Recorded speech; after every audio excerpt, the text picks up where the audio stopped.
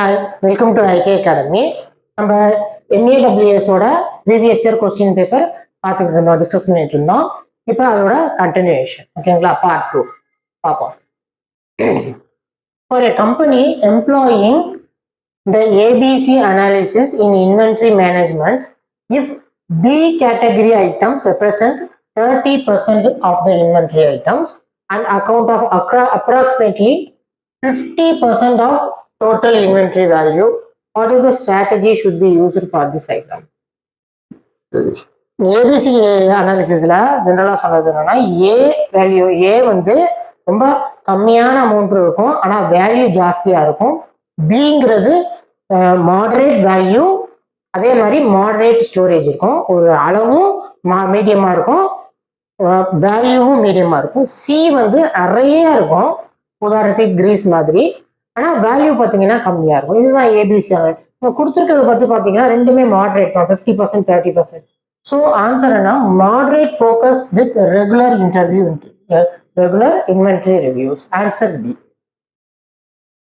அடுத்தது Henri Fayol அப்படின்னாலே administration management தான், ஓகேங்களா? 14 பிரின்சிபல்ஸ் இருக்குல்ல, ஹென்ரி ஃபாயிலோட 14 மீன்ஸ் எப்படிலாம் நிர்வாகம் பண்ணணும், ஒர்க்கை எப்படி பிரிச்சு கொடுக்கணும், எப்படி டைரக்ட் பண்ணணும், எப்படி சேலரி கொடுக்கணும், எப்படி மோட்டிவேட் பண்ணணும், எல்லாமே அட்மினிஸ்ட்ரேஷன் ஓரியன்டட். ஸோ ஹென்ரி ஃபாயிலோட 14 பிரின்சிபல்ஸ் அட்மினிஸ்ட்ரேட்டிவ் மேனேஜ்மெண்ட் தியரி. அடுத்தது 14. Which one of the following is not a form of inventory? இன்வென்ட்ரின்னு என்ன? ஸ்டோர் பண்றது, எப்படி ஸ்டோர் பண்ணி வைக்கணும், அதை எப்படி இஷ்யூ பண்ணணும், இது எல்லாமே இன்வென்ட்ரி. சரி, எது இல்லைன்னு கேட்கறாங்க. இதுல இருக்கிறதுல எது இன்வென்ட்ரியில வராது? ரா மெட்டீரியல்ஸ் வச்சிருப்பாங்களே, இருக்கும். ஒர்க் இன் ப்ராசஸ் மெட்டீரியல், இடையில ஒர்க்குக்கு டக்குன்னு இடையில தேவைப்படுற பொருள், அதுவும் இருக்குமே ஸ்டோர்ல. பினிஷ்டு குட்ஸ் ஸ்டோர் பண்ணி வச்சிருப்பாங்களே. சிஎன்சி மில்லிங் மிஷின், நீங்க மில்லிங் மிஷின்லாம் ஸ்டோர்ல இருக்காது, ஓகேங்களா? இது வந்து மில்லிங் மிஷின் வந்து தட் இஸ் டிஃபரெண்ட். ஒரு என்டையர் மிஷினே கொண்டு போய் இன்வென்டரியில வச்சிருக்க மாட்டாங்க. ஆன்சர். அடுத்த question. Okay, which of the following is not the feature of total quality management? ஓகேங்களா? இந்த டோட்டல் குவாலிட்டி மேனேஜ்மெண்ட்ல கீழே இருக்கிறதுல எது இருக்காது அப்படின்னு கேட்குறாங்க. டோட்டல் குவாலிட்டி மேனேஜ்மெண்ட் அப்படின்னா ஒரு மேனேஜ்மெண்டோட நிர்வாக திறமையோட தரத்தை மேம்படுத்துறது. அதுக்கு பல பிரின்சிபிள்ஸ்லாம் இருக்கு, ஓகேங்களா? அதை இது பண்ணி எப்படி வேலை வாங்கணும், எப்படி டயத்தை குறைக்கணும், எப்படி ப்ரொடக்டிவிட்டி இன்க்ரீஸ் பண்ணணும், ஒர்க்கர்ஸோட இன்ட்ரெஸ்ட்டை எப்படி அதிகப்படுத்தணும், அவங்களோட இன்ட்ரெஸ்டோட எவ்வளோ நல்லா வேலை செய்ய வைக்கணும், அவங்களுக்கு எப்படி இன்சென்டிவ் கொடுக்கணும், போனஸ் கொடுக்கணும், இது மாதிரி எக்கச்சக்கமா இருக்கு. இதுல எது இல்லை அப்படின்னு பாத்தீங்கன்னா, கண்டினியூஸ் இம்ப்ரூவ்மெண்ட் கண்டிப்பா இருக்கணும். கண்டினியூஸா ஒரு இம்ப்ரூவ்மெண்ட். இன்னைக்கு ஒரு குவாலிட்டி இப்படி இருக்குன்னா அடுத்த வருஷம் இதை விட குவாலிட்டி இன்க்ரீஸ் ஆகும், வருஷம் இன்க்ரீஸ் ஆகிட்டே போகும். கண்டினியூஸ் இம்ப்ரூவ்மெண்ட் இருக்கும். கஸ்டமர் ஃபோக்கஸ், இதுதான் லாபமே கண்டிப்பா இருக்கும். ப்ராப்ளம் சால்விங், இடையில ஏதாவது ப்ராப்ளம் வருது, கான்ஃபிளிக் வருதுன்னா அதை சால்வ் பண்ணணும், இது எல்லாமே இருக்கும். நாட் அப்படிங்கிறதுனால ப்ராடக்ட் ஃபோக்கஸ்ங்கிறது மார்க்கெட்டிங் ஓரியன்டு, ஓகேங்களா? இது வந்து டோட்டல் குவாலிட்டி மேனேஜ்மெண்ட்ல ப்ராடக்ட் ஃபோக்கஸ் இருக்காது. ப்ராடக்ட் ஃபோக்கஸ்ங்கிறது சரி, ஒரு ரிசர்ச் அண்ட் டெவலப்மெண்ட், அது அந்த லைன்ல வரும், ஓகேங்களா? ஒரு ப்ராடக்ட்டை வந்து டெவலப் பண்ணி அந்த ப்ராடக்டோட குவாலிட்டி, ப்ராடக்டோட ஃபீச்சர்ஸை பெருசாக்குறது, இது எல்லாமே டிக்யூஎம்ல வராது, ஓகேங்களா? அடுத்த question. Which pillar of TQM recognize that product quality is the result of process quality? TQM pillars of டிக்யூஎம்னு இருக்கு. அதுல வந்து ப்ராசஸை இம்ப்ரூவ் பண்ணாலே ப்ராடக்ட் நல்ல குவாலிட்டியா வந்துடும் அப்படின்னு சொல்றது எது அப்படின்னா கண்டினியூஸ் இம்ப்ரூவ்மெண்ட், ஓகேங்களா? கண்டினியூஸா இந்த வருஷத்துல அடுத்த வருஷத்துக்கும் ஒரு வருஷமும் மாசமும் இம்ப்ரூவ்மெண்ட் பண்ணிக்கிட்டே இருக்கிறப்ப ப்ராசஸ் ஆட்டோமேட்டிக்கா ப்ராசஸ் செய்யற வேலையோட குவாலிட்டி நல்லா இருக்கும். வேலையோட குவாலிட்டி நல்லா இருந்தா பொருளோட தரம் ஆட்டோமேட்டிக்கா நல்லா இருக்கும். Answer A. அடுத்த கொஸ்டின், இது தமிழ்ல படிச்சாலும். ஒரு நிறுவனம் அதன் ஊழியர்களுக்கு வெகுமதி கொள்கையை வைத்திருப்பதாக அறியப்படுகிறது. ஒரு ஊழியர் தவறு செய்தால் நிர்வாகம் அதிலிருந்து கற்றுக்கொள்ள அவர்களுக்கு வாய்ப்பளிக்கிறது. இந்த மேலாண்மை கலாச்சாரம் எப்படி இருக்கும் அப்படின்னு கேட்கறாங்க. ஒருத்தர் வந்து ஒரு ஏதோ தப்பு பண்ணிட்டாரு, அந்த தப்புல இருந்து நீங்க கத்துக்கங்க, பனிஷ்மெண்ட் பண்ணல, ஒரு தப்பு பண்ணிட்டு அதுல இருந்து நீங்க கத்துக்க, மறுபடியும் நீ இதை பண்ணாத அப்படிங்கிற மாதிரி ஒரு வாய்ப்பு கொடுக்குறாங்கன்னா it's comes under total quality management. இது ஒரு குவாலிட்டி மேனேஜ்மெண்ட். ஓகேங்களா? அப்போ அவர் என்ன பண்ணுவாரு, மறுபடியும் அந்த தப்பை பண்ண மாட்டாரு, அதுல இருந்து சில லேர்ன் பண்ணிப்பாரு. ஸோ இது வந்து டோட்டல் குவாலிட்டி மேனேஜ்மெண்ட்ல தான் வரும். ஓகேங்களா? சேல்ஸ் மேனேஜ்மெண்ட் இது எல்லாமே டிஃப்ரெண்ட். அடுத்த கொஸ்டின். ரீசன் இங்கிலீஷ் தமிழ் ரெண்டுலையுமே இருக்கு. நான் இங்கிலீஷ்ல படிச்சாலும் தமிழையும் நான் டிரான்ஸ்லேட் பண்ணி சொல்றேன். No problem. Company A has a short-term goals like achieving the predicted quarterly profit. Okay.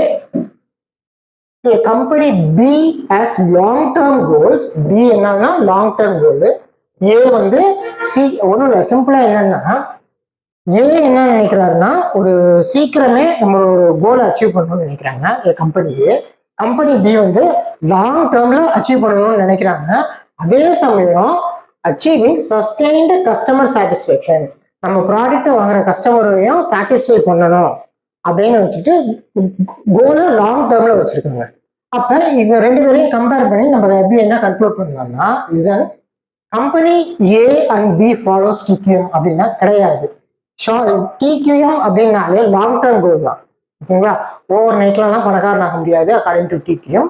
So company A follows traditional management, அதாவது பழைய மேனேஜ்மெண்ட் ஸ்ட்ராட்டஜி யூஸ் பண்றவங்க company A. And company B follows TQM, total quality management use பண்றது யாருன்னா company B. ஓகேங்களா?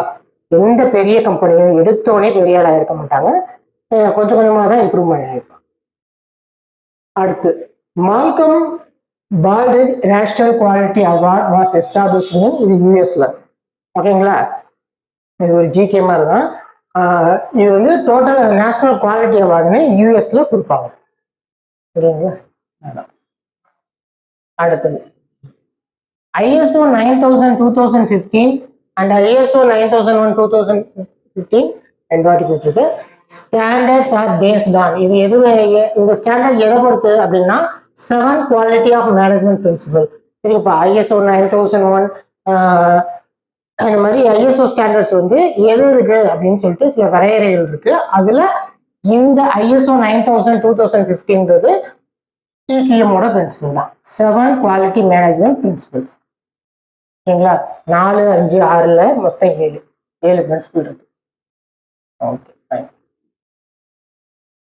இது நல்ல கேள்வி, இது அடிக்கடி ரிப்பீட்டடா கேட்குற கேள்வி. அதாவது process layout, product layout, fixed layout அப்படின்னு 3 இருக்கு. நான் ப்ரீஃபா 3 பத்தி நான் சொல்லிடுறேன். அதுல ஏதாவது ஒண்ணு மேக்சிமம் கொஸ்டின்ஸ் இருக்கும். ஒரு 10 கொஸ்டின் எடுத்துக்கிட்டீங்கன்னா 5-6ல 3ல ஏதாவது ஒண்ணு இருக்கும். 3 ஞாபகம் வச்சுக்கிற மாதிரி நான் சொல்லிக்கிறேன். ஒன்று ப்ராசஸ் லேஅவுட். சாரி, இதுக்கு ஆன்சர் இது கிடையாது. Process layout. ப்ராசஸ் லேஅவுட் அப்படின்னா என்னன்னா, ஒரு செல், ஒரு ரூம்னு வச்சுக்கிட்டாலும் சரி, ஒரு கேபின் வச்சுக்கிட்டீங்கனாலும் சரி, ஒரு மெஷினிங் ஸ்பேஸ்ன்னு வச்சுக்கிட்டீங்கனாலும் சரி, அங்க அந்த ஆப்ரேஷன் மட்டும்தான் நடக்கும். ஒரு 10 ட்ரில்லிங் மிஷின் இருக்கும், ட்ரில்லிங் மட்டுமே அந்த இடத்துல நடந்துட்டு இருக்கும். ஓகேங்களா? அடுத்த கேபின் போனீங்கன்னா அங்க டேர்னிங் மட்டுமே நடந்துட்டு இருக்கும். இங்க ஃபுல்லா ஒரு 10 ட்ரில்லிங் மிஷின் இருக்கும், அங்க 10 லேத் மிஷின் இருக்கும், இன்னொரு இடத்துல 10 கிரைண்டிங் மிஷின் இருக்கும். அதுதான் ப்ராசஸ் லேஅவுட். ஓகேங்களா?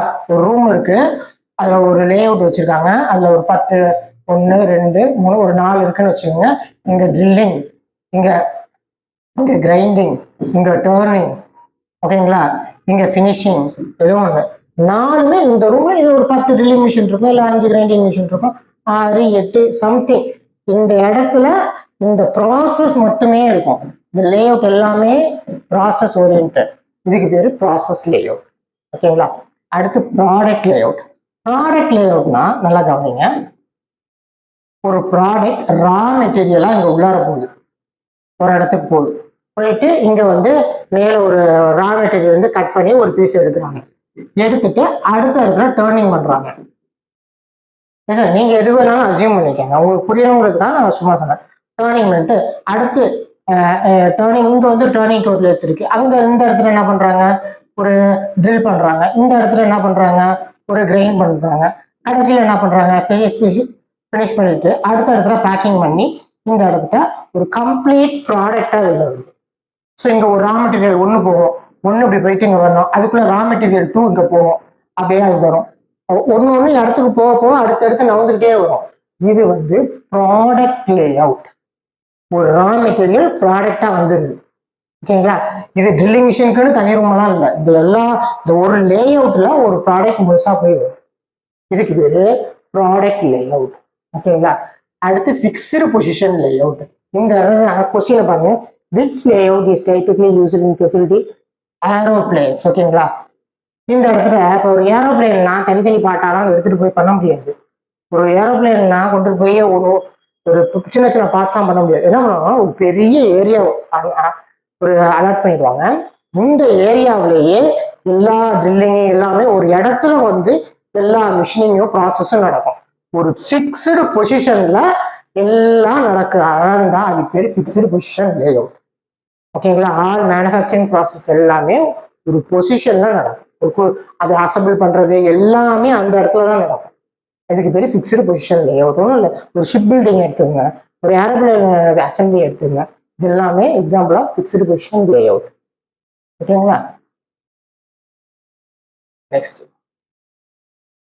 in industrial engineering, what does the term method study aims to achieve?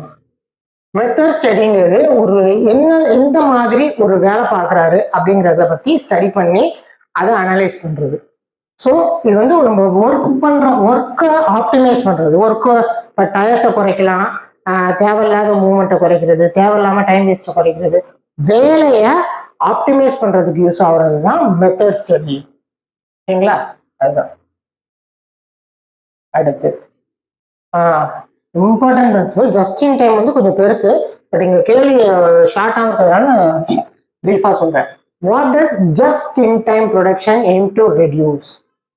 Just in time பேர்ல இருக்கு, எப்ப தேவையோ அப்ப ஆர்டர் பண்ணுவோம். அதாவது ஒரு பொருள் இன்வென்ட்ரினா என்ன? எல்லாத்தையும் ஸ்டோர்ல அடிக்க வைக்கிறது. 10 வருஷத்துக்கு தேவையானதான் இப்பயே அடிக்க வச்சுட்டு இருந்தா தேவையில்ல, அந்த டிப்ரிசியேஷன் ஆகும், அதை ஸ்டோர் பண்ண வைக்கணும், அதுக்கு ஆளுக்கு காசு கொடுக்கணும், அதுல ஏதாவது உடஞ்சு போச்சுன்னா அது இதாகும்.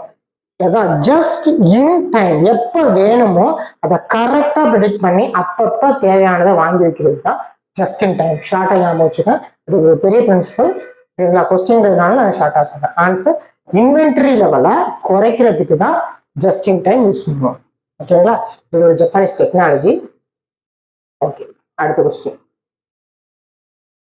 What is the main purpose of work measurement in industrial engineering? அதாவது ஒர்க் மெஷர்மெண்ட் அப்படிங்கிறது, இப்போ ஒரு லேத்தில் ஒரு ட்ரில்லிங் ஒரு டேர்னிங் ஆப்ரேஷன் பண்ணணும்னா அந்த வேலையை செய்யறதுக்கு என்ன ஒரு ஸ்டாண்டர்டா ஒரு டைம் வேணும். ஓகேங்களா? நான் வந்து இவ்வளோ ஃபாஸ்டா பண்ணுவேன், இவர் என்னோட ஃபாஸ்டா பண்ணுவாரு, இவர் ஸ்லோவா பண்ணுவாரு, அதெல்லாம் இல்லை. இந்த வேலையை முடிக்கிறதுக்கு இவ்வளோ டைம் ஆகும்னு ஒரு ஸ்டாண்டர்ட் டைம் ஃபிக்ஸ் பண்றது தான் இதுதான் ஒர்க் மெஷர்மெண்ட். மெஷர்னா அளக்குறது, ஒர்க்கை மெஷர் பண்றது, எவ்வளோ நேரம் ஆகும் அப்படின்னு ஒரு ஸ்டாண்டர்ட் டைம் ஃபிக்ஸ் பண்றது தான் ஒர்க் மெஷர்மெண்ட்டோட மெயின் பர்பஸ். சரிங்களா? எதனால மெஷர் பண்றோம் அப்படின்னா, அதை வச்சுட்டு அதோட கொஞ்சம் முன்னாடியே ஒருத்தர் முடிச்சாரு அப்படின்னா இவர் நல்லா எஃபிஷியன்ட் ஒர்க்கர்னு சொல்லலாம். லேட்டா முடிச்சாருன்னா இவர் கொஞ்சம் ஸ்லோ லேர்னிங்கா இருக்கு, அதுக்கு இன்னும் கொஞ்சம் ப்ராக்டிஸ் வேணும் அப்படின்னு சொல்லிக்கலாம். ஓகே, இதுக்குதான். அடுத்து, the process layout is most suitable for just before I told you. Process layout, product layout, fixed position layout சொன்னேன். ப்ராசஸ் லேஅவுட்னா என்ன? ஒரு ரூம் ஃபுல்லா லேத் இருக்கும், ஒரு ரூம் ஃபுல்லா ட்ரில்லிங் இருக்கும், ஒரு ரூம் ஃபுல்லா கிரைண்டிங் இருக்கும். இந்த மாதிரி டிஃப்ரெண்ட் மிஷின்ஸ் ஒரு செல்லில் தனித்தனியா நிறைய வச்சிருப்பாங்க. இது என்ன மாதிரி இதுக்கு யூஸ் பண்ணுவாங்க அப்படின்னு பாத்தீங்கன்னா, listen, high volume low variety of product தேவையில்லையே. ஒரு high volume low variety of ப்ராடக்ட்டுக்கு மெயினா ஃபிக்ஸ்டு ப்ராடக்ட் லேஅவுட் தான் கரெக்ட். ப்ராடக்ட் லேஅவுட்னா என்ன? ஒரு வெரைட்டி ரொம்ப கம்மி, ஒரே மாதிரி நீங்க திரும்ப திரும்ப பண்ணணும்னா எல்லா மிஷினையும் ப்ராடக்ட்டுக்கு தகுந்த மாதிரி ஒரே செல்ல அடிக்க வச்சுட்டு இன்புட்ல ஒரு ரா மெட்டீரியல் விட்டீங்கன்னா வெளியில வந்துடும். அதாவது வெரைட்டி ரொம்ப கம்மி அப்படின்னா. ஆனா வெரைட்டி நிறைய அதிகம்னா, ஒரு 100 வெரைட்டி இருக்குன்னா 100 வெரைட்டிக்கு 100 ப்ராடக்ட் லேஅவுட் உங்களால பண்ணவே முடியாது. ஸோ அதுக்கு என்ன பண்ணீங்க, ஒரு கேபின்லையும் நீங்க ப்ராசஸ் லேஅவுட் தான் செட் பண்ணணும். உதாரணத்துக்கு ஒரு ப்ராசஸ் லேஅவுட்னு வச்சுக்கோங்க, 4 இருக்கு.